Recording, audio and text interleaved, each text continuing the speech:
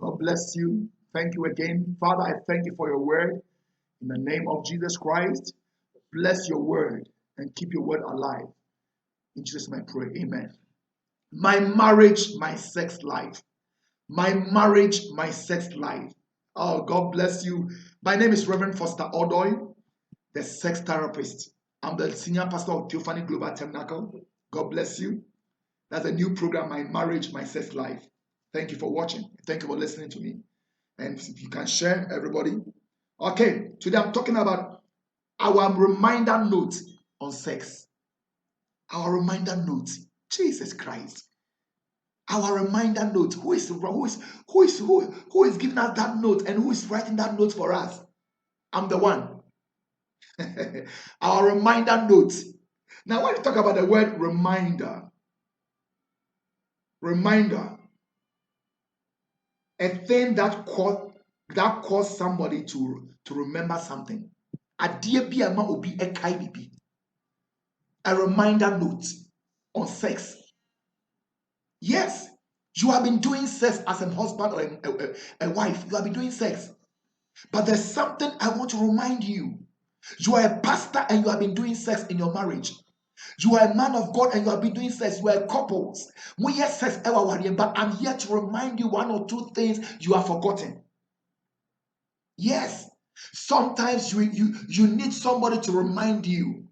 You need somebody to tell you something you have forgotten. And I'm here. I'm not all-knowing person, but I'm here to remind you as a man of God. I'm here to remind you as a servant of God. I'm here to remind you as a prophet. You have been following the prophetic, but you have forgotten about things. You have been following the church, but you have forgotten about things. You have been following everything, but you have. I know a lot of pastors who have no time for their wife in times of sex. I know prophets who prophesy all over the world. I know Christians. I know people. They have no time for sex. But ladies and gentlemen, I'm here to remind you there's something I want to remind you. So I'm talking about our reminder note on sex.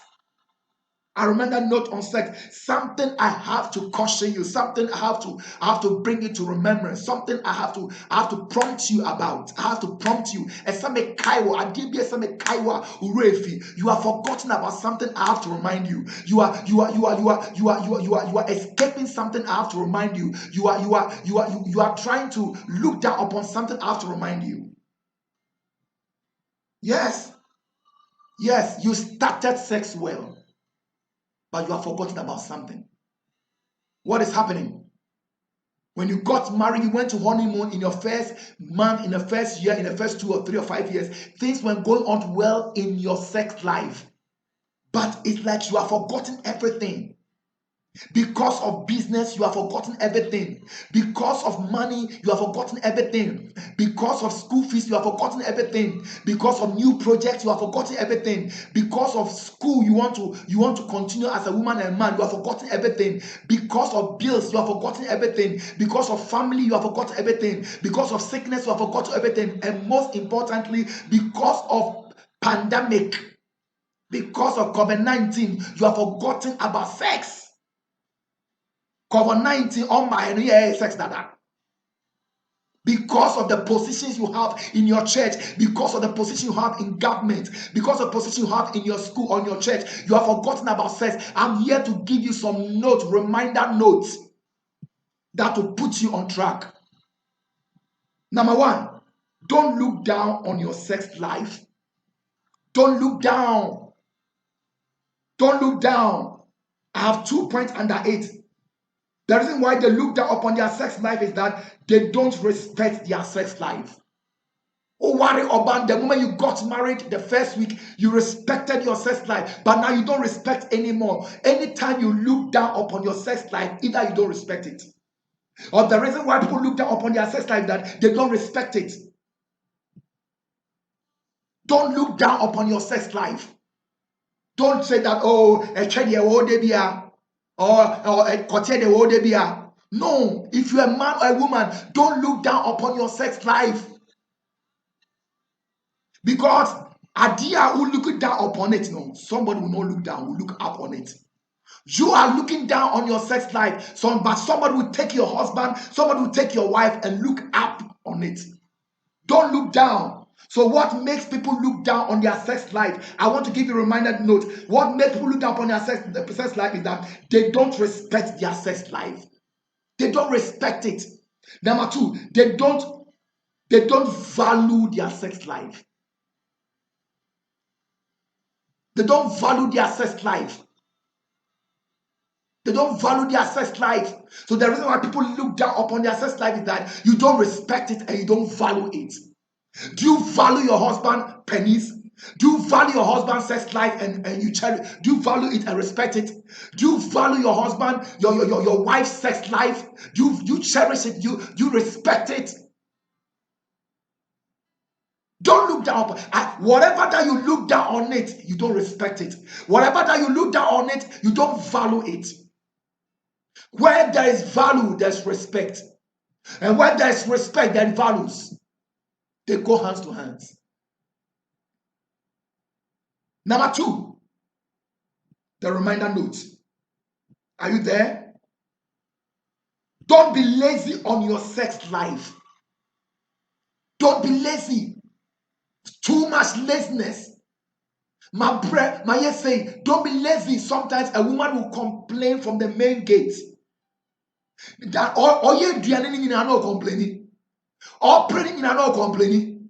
All singing are not complaining. As you are washing, you are complaining. As you are cooking, you are complaining. Sometimes you complain loudly for your husband to know that you are going through something. So the reminder note is that don't be lazy on your sex life. Sometimes we get lazy when children set in. We get lazy when children set in. The reason why we get lazy in our sex life, number one, we get lazy when children set in. Number two, they have no time anymore. So that we are lazy. That when children was not in the marriage, you took sex as a World Cup. Sex was too important for you, but now you are lazy because children have you. One will mind now. Anytime you find yourself on the bed, you'll be sleeping at the next minute. Don't be lazy. They are lazy. They have no time. The reason why they are lazy is that they have no time for sex. Every day you have no time. Every day you have no time. Every day you have no time. Every day you are busy. Every day you have a place to go. Every day you have no time. When will you have time? When the better tell no be ajo. When the better tell no be ajo. Before your eyes will open, somebody will take your wife or your husband. Don't be lazy on your sex life. Put your sex life on fire. Fan your sex life. Put your sex life on copot. Put your sex life on a burning fire. Put your sex life on that oven and cook your sex life, because your sex life is getting cold. So I'm here to remind you that don't be lazy on your sex life. There's too much complaint, too much excuses, too much I don't have time, too much things. Then too much, they always disappoint. And then it's laziness that people who are lazy, they postpone things. People who are lazy, they are procrastinators. People who are lazy, they prolong things. People who are lazy, they forget about things. If text message now. You have forgotten about the text message your husband sent to you in the morning. You have forgotten about it. Number 3, reminder notes on sex. Don't stop on yours. Don't sleep on your sex life. I remember in the Old Testament, in the days of King Solomon, when 2 women, one slept on the child and the child died and went and stole somebody's own. I'm telling you, you sleep on your sex life in your marriage. And when the marriage collapses, you want to take somebody's own. You sleep at work. Sorry, on your sex life. Wake up on your sex life.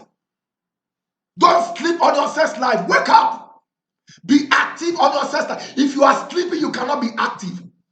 If you are sleeping, you cannot watch. People who sleep, they are not active. People who sleep, they cannot watch. People who sleep, they cannot operate. You are sleeping on your sex life. Yes, the woman slept on the child. It's her own child. Oppressor man dane baso. Oppressor man dane baso. And they operate too much. I want them. What that too much? I will DM. You have slept too long. Wake up. Somebody is about to take your marriage. Somebody is about to take your home. Somebody is about to take your man. Somebody is about to take your penis. Somebody is about to take your vagina. Obi and your bankwana oji obi kunu and bembe bi eji obi yere. And for Bible no embo wasa for him, and for tongues no embo wasa for him, and for all night embo wasa for him, and for prayer meeting embo wasa for him, and for imeko penny and imeko embo wasa for him, and for nyamebi embo wasa for him. Wake up! Wake up! Oh, come Bible kakra ja Bible no. When you read the Bible small, leave the Bible. When you pray small, or say give to Caesar what is Caesar, and give to God what is God. They tempted God. When you see, the Pharisees came to Jesus and they asked, and the man was smart. He said, give to Caesar what is Caesar. Give to your husband what belongs to your husband. Give to your wife what belongs to your wife. Don't sleep on your sex life in your marriage. Why did they sleep on their sex life? They see sex as time wasting. They see sex as time wasting. When you marry the new one, time wasting. When you were courting and dating, it was not the time wasting. But now you are 5 years, 6 years, 10 years in marriage. Sex is the time wasting. Hey! Now you have children. Sex is the time wasting. Now you have enjoyed your husband and you have enjoyed yourself. Sex is the time wasting. So the reason why they sleep, unnecessarily sleeping, is because they see sex as time wasting. Time wasting. Time wasting. Number two, they see sex as normal thing, normal routine. I'm telling you, I don't see sex in my marriage as normal routine. And I don't see sex in my marriage as time wasting, especially so-called spiritual people. So-called spirituals. I'm a pastor, I'm a prophet, I have a church, I don't see sex as a wasting thing. If you can find time to sit on the toilet to poo-poo, if you can find time to go to toilet to wee-wee, if you can find time to go to mall and shop at Walmart or anywhere, if you can find time and visit your if you go to church or go to choir practice or go to prayer meeting, if you can find time and do business, why can't you find time and have sex? But when it comes to sex, you think sex is a waste of time and normal thing. Number 4, reminder notes. Don't kill your sex life. When you sleep on something, the woman slept on the baby and she killed the baby. As you are sleeping on your sex life in marriage, you one day kill it. As you are sleeping on your sex marriage, your sex life in your marriage, you one day kill it. So number 4, don't kill your sex life. Why are they killing it? Why are they killing their sex life? They see each other as brother and sister.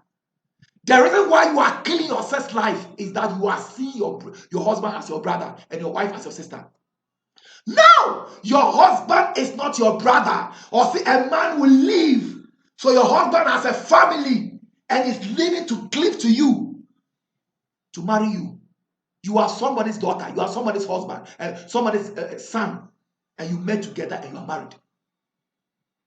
They see each other. The reason why you don't have to kill sex in your marriage, or how can we kill sex in our marriage? We can kill it when we see each other as brothers and sisters. So because you see each other as brothers and sisters, you don't have feelings and taste for each other anymore. You don't have taste and feelings. Your brother is not your husband is not your brother. Like our brother according now with 3 or 4 or 5. Your sister, your wife is not your sister. Like your sister, like Muari no. Muko honeymoon one spell. U drive bonum, u bad by bome di. When the Adiana affect your also sister. When the content affect also brother. No. So what is killing our sex life in our marriage is that we see each other as brother and sister. No. As for sex life, they are common. And I always tell people that familiarity have set in. Familiarity. Anytime you see your husband or your wife as a sister and brother, familiarity is setting in. And why are they killing their sex life? Now, two, they always going, they are always going up and down. What is killing their sex life is that they have no time. They go up and down. They be out again. You are on the run. Always you are on the run. Always you are on the go. Always you are coming and you are going. You are coming again. You have no time. But somebody will take your wife and have time for him or her. And then married men go after somebody's married woman. And then married woman go after somebody's married man. Because you don't have time. You are always all over somewhere. You don't have time for your wife. So your wife is lonely. And somebody will meet your wife in the market or shopping mall or in town. And that demonic and satanic thinking he cares what husband or man will begin to interact your husband or your wife or your husband.